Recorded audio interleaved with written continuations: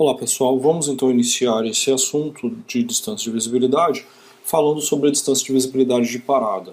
Essa distância é a distância que a frente do veículo, que se desloca com certa velocidade, é necessária e suficiente para que o motorista consiga perceber a existência de um obstáculo que motive a necessidade de parar o veículo e fazer a reação a essa presença desse obstáculo, acionando aí o sistema de frenagem. E assim ele vai, depois disso, parar completamente o veículo antes que este veículo se choque com o obstáculo. Então a gente vai trabalhar aí com uma distância de percepção e reação e uma distância de frenagem, fazendo com que a gente precise ter entre o veículo e o obstáculo uma distância mínima chamada de distância de visibilidade de parada. Então a gente vai ver aqui uma equação com dois termos aqui, né? Aqui 0,7 vezes V é a velocidade diretriz da pista. Aqui a gente tem outro termo aqui que é a velocidade ao quadrado, dividido por um valor de 255 e multiplicado aqui pela soma do coeficiente de atrito e a inclinação do grade. Então, essa equação está demonstrando que a distância percorrida pelo veículo durante o tempo de percepção e reação do motorista, que é essa primeira parte, e a distância percorrida pelo veículo durante o processo de frenagem do veículo, que é a segunda parte. Então, essa distância aqui, esse D é a distância de visibilidade, o V é a velocidade diretriz, o F é o coeficiente de atrito. Aí a gente observa aqui que esse coeficiente de atrito ele exprime a atuação do processo de frenagem, considerando a eficiência dos freios e o atrito entre o pneu e a pista, para o caso de pavimento molhado, com rugosidade normal, em condições superficiais razoáveis e não especialmente lamacento ou escorregadio. E o I é o grade, sendo metro por metro. Então, é a tangente da altura sobre o comprimento da pista em planta, né? Então isso vai nos dar um valor de inclinação da pista. Se for inclinado para cima, a gente vai reduzir essa distância de visibilidade. Se for inclinado para baixo, no sentido negativo, claro, a gente vai ter que ter uma distância maior, porque vai ser mais difícil o veículo frear. Bom, então como a gente falou, o primeiro termo da fórmula, ele é 0,7 vezes V, ele corresponde à distância percorrida durante o tempo de percepção, decisão e reação do motorista médio, que sucede a partir da visão do obstáculo, adotando-se o valor médio estatístico de 2,5 segundos.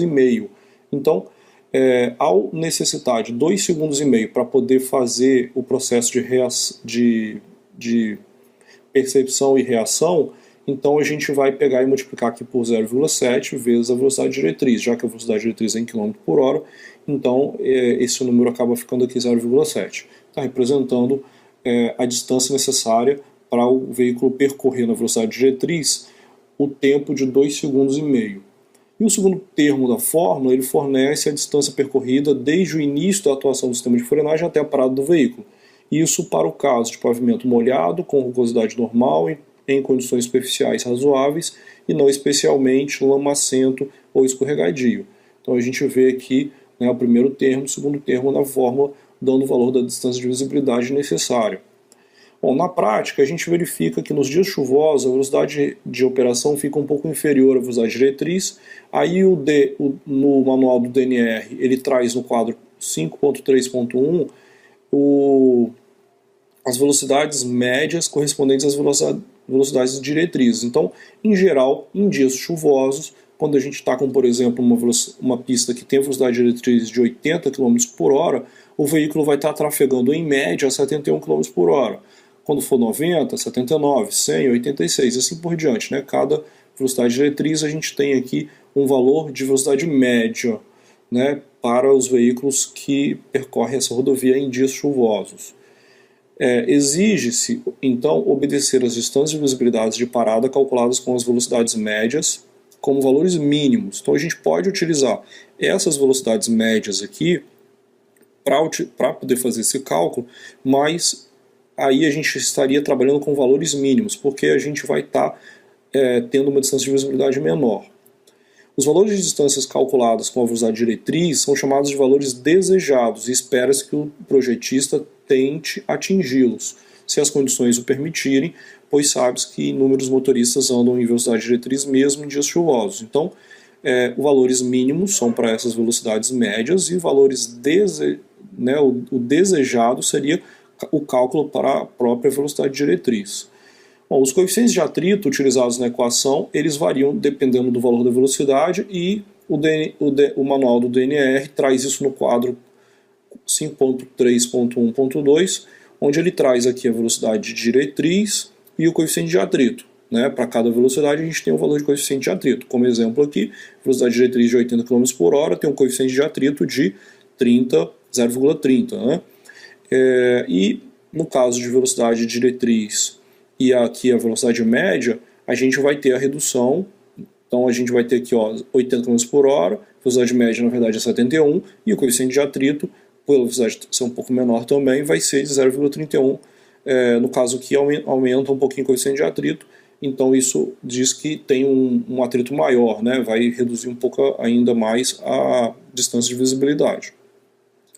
Então, fazendo o cálculo da equação que a gente vê aqui, utilizando aqui a velocidade média, como velocidade, no lugar da velocidade diretriz, a gente vai ter a distância de visibilidade de parada mínima. Então aqui eu fiz uma tabela onde eu coloquei aqui a velocidade diretriz, a velocidade média e os coeficientes de atrito, e variei o I, que é a inclinação da pista, de -6 até 6. Então a gente foi obtendo aí os resultados das distâncias de visibilidade. Então, como exemplo, por uma pista que a velocidade diretriz é de 80 km por hora, num terreno plano, a gente vai estar trabalhando aí com uma distância de visibilidade de 113 metros. Esse valor seria o valor mínimo para uma situação que a gente não tem possibilidade de aumentar essa distância de visibilidade. No caso, para valores desejáveis, onde a gente está trabalhando com a velocidade diretriz na equação, então a gente vai estar utilizando um valor de 140 metros. Então esse valor aqui ele vai aumentando. Bom, isso aqui é um cálculo que foi feito exatamente com os valores sendo colocados aqui na equação. A gente observa no manual do DNR, ele apresenta isso na página 54, no quadro 5.3.1.4, apresenta, ou no 5.3.1.3, o mesmo quadro, só com valores arredondados. Vou apresentar aqui para vocês. Vamos abrir aqui o manual. Então aqui a gente tem o manual, ele apresenta o assunto sobre distâncias de visibilidade no item 5.3. Aqui ele fala sobre a distância de visibilidade de parada, que é o assunto que a gente está falando nesse vídeo. Apresenta aqui, por exemplo, as velocidades médias em pistas molhadas, os valores da velocidade, apresenta a equação, apresenta os coeficientes de atrito para a velocidade diretriz e para a velocidade média, e ele vai dizer aqui que ele vai apresentar o gráfico já calculado, e ele fala aqui, os valores calculados arredondados para fins de projeto encontram-se no quadro 5.3.1.3, e diz aqui embaixo que nesses quadros são apresentados os valores das distâncias de visibilidade para grays variando de -6 a 6%, sendo arredondados para múltiplos de 5 os valores correspondentes ao grade nulo.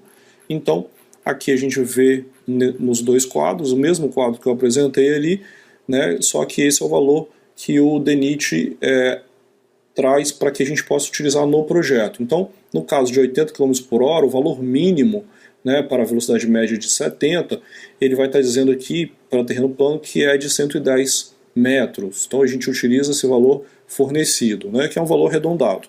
E aqui para terrenos, para valores desejáveis, com a velocidade diretriz, calculando pela velocidade diretriz, a gente tem um valor aqui de 140. Então no nosso gráfico a gente encontrou aqui 113, ao invés de 110, e aqui é exatamente o valor de 140. Então, lá ele apresenta essa mesma tabela, só que os valores são arredondados, e são os valores que são apresentados pelo manual do DNR, que são utilizados nos projetos geométricos.